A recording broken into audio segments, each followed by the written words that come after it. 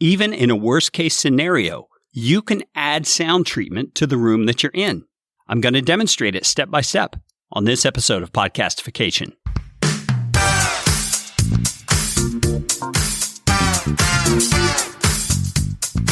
My name is Kerry Green, and I am the Client Happiness Guy at PodcastFastTrack.com, and this is Podcastification. Podcastification is all about you, teaching you how to podcast, how to put into practice the best practices that I and my team have learned in working with hundreds of clients. You are going to podcast better from listening to this show. If you like what you hear on Podcastification, please just hit the pause button, swipe to the sharing function on your app, and share this episode with somebody you know will benefit. And if you'd like to get in on more Podcastification goodness, you can do it by subscribing to our Podcast Optimizer email series, and I promise you won't get lots of junk. You'll just get one actionable email a week. Go to podcastfasttrack.com/optimizer. That is enough of that kind of stuff. Let's get you podcastificated right away. You know, I don't think I've mentioned it on Podcastification yet, but my family has just had a tremendous change in our life situation. My wife and I decided we were going to sell our home, which we did with a little bit of profit from it. And from that profit and a little bit of effort, we were able to purchase a Class A RV. So one of those great big rigs, and it's our only home now. So we're traveling around the country. But prior to actually having the RV, we are just traveling from Airbnb to Airbnb and that sort of thing, just waiting until our RV is ready for us. And in those scenarios, I'm finding myself having a very difficult time actually doing podcast recordings because the rooms that I'm in are not always the best quality of a room to record in. You know, they've got room echo, they've got outside noise issues that I'm not used to. You know, I've not had the opportunity to set up my own studio the way that I want it, which I will be doing in the RV. And I will be recording an episode in the future about setting up a podcast studio step by step as I do that in my RV. But back to the topic of today. I'm having to get a little creative in setting up a better sound recording environment, adding sound treatment to the environments that I'm in. In this episode, I'm going to demonstrate for you step by step everything from the room sound I begin with to every step along the way I'm doing to improve the sound quality of my episode. And what I'm endeavoring to show you here is, number one, that the condition of your room is the most important thing when it comes to recording. You want to make sure you've got an environment where your recording can be protected from outside noises and the optimal environment as far as you can make it. That is going to be a tremendous asset to any recording that you do.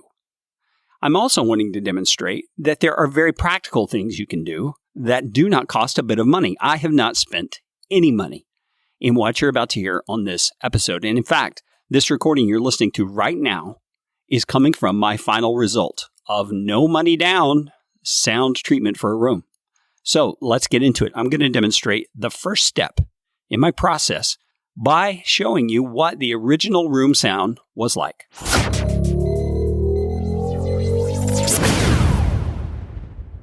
Okay, this is recording in the room with no treatment of any kind whatsoever. I'm using my Audio-Technica 2005 microphone. I do not have the windscreen on it. As you can probably hear, there's a lot of room noise, meaning sounding kind of echoey, kind of big in the sound of the recording.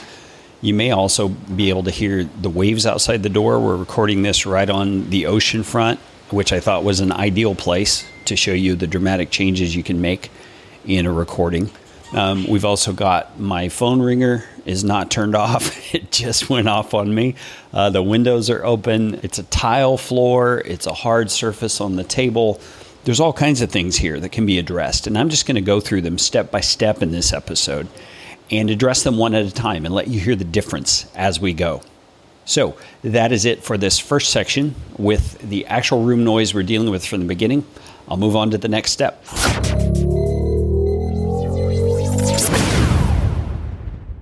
All right, this is the second recording, and all I've done in this one is close the windows and close the doors so that all the ambient sounds from outside are gone, including the waves, that kind of stuff. I'm not sure you'll notice a whole lot of difference, but typically you would hear a lot less hiss in the background, a lot less just kind of background clutter noise. So we're moving ahead. Next step, we're going to put on the wind filter that goes right on the microphone itself.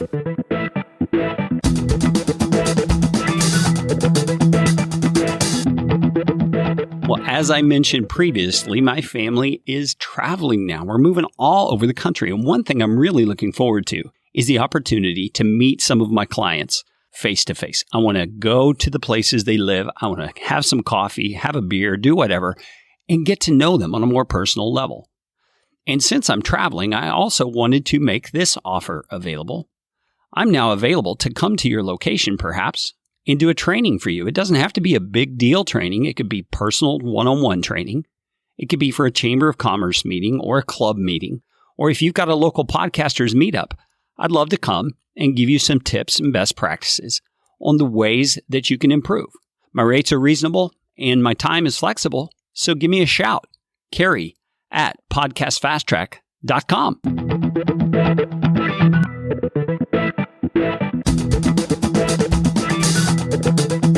All right, this track is recorded just with the microphone, same room conditions as before, only now I've added the foam pop cover or windscreen onto the microphone. Now, I don't really have a whole lot to say about this, but I want to record plenty of track here so that you can hear the difference if there is any difference. In my experience, these kinds of wind filters that go directly on the mic are just as good and sometimes better than the pop screen that you see that's placed in front of microphones, between your mouth and the microphone at certain times. It kind of depends on your application. But this is my next step. You see, you can do small things a little bit at a time to improve the quality of your sound, no matter what room you're in, no matter how bad the sound may be. All right, now we're going to move on. What I'm going to do is put a blanket on the table surface in addition to the windscreen on the microphone, and we'll see how that helps. All right, now I've got the blanket over the table surface. That's the only thing I've done. I've got the blanket spread across the entire table. You can see a picture of this in the show notes for this episode at podcastfasttrack.com/120, or you can see it in the description of your show notes. There will be a link there so that you can go directly to the show notes and see this image. But my microphone is placed partially over the blanket as it's on the table surface. And I'm just trying to cut down on sound reflection off of the hard surface of the table. Now, this may be kind of a minimal treatment. It's not really going to affect the bigger issue, which is the echoey room noise. But my next step, where I'm going to take cushions from the couch and the chair to build a sort of sound booth for myself, is really going to make the biggest difference of all. So let's move ahead to that. Okay, now I've got the microphone inside a little sound booth I made from the cushions of the couch and a spare cushion from the chair. There will be a picture available in the show notes for this episode. But I've also got a towel draped over the backside of this little portable sound booth that I created, simply to fill in some cracks, keep some room noise out. I am pretty confident you hear a very distinct difference here. There's a lot less echo and a lot less reverberation coming about in the room. And my voice should just feel cleaner and more, maybe even more present, a little more fullness to it. Now, I'm holding the microphone inside the sound booth that I've created, and I've got my head leaning into the sound booth as well. A couple of things I can say here is, number one, it looks kind of ridiculous with my computer inside here as well, but it also is a little bit hot. I've closed the windows, I've got this sound booth, I've got my head sticking inside of it. It's pretty interesting, but it's also something that really seems to work. So I would love to hear your feedback on this. I'm just wanting to demonstrate that in a pinch, you can create a pretty good sound, and it starts with your room sound quality. Hello? So isn't that an amazing difference you can make in your sound quality? From the beginning clips recorded in the room with no treatment at all to these final clips where it's recorded with cushions from the couch. But hey, it's a much better sound. It's going to be better on the ears, and it's going to be more enjoyable. And in fact, might even sound just as professional as some professionally treated rooms. I would love to hear your feedback. You can make comments on this anywhere you see it on social media, or you can send me an email at Carey, Carey, at podcastfasttrack.com. And if you make comments on social media, use the hashtag podcastification so I can be sure to respond. That's all we've got for today. You know what time it is. It's time for you to go out and make it a podcastificating day. This show is brought to you by Podcast Fast Track, where my team provides professional podcasting services without the time suck. Full production, editing, and show notes all in one monthly subscription package. You can find out more at podcastfasttrack.com. Now go out and make it a podcastificating day.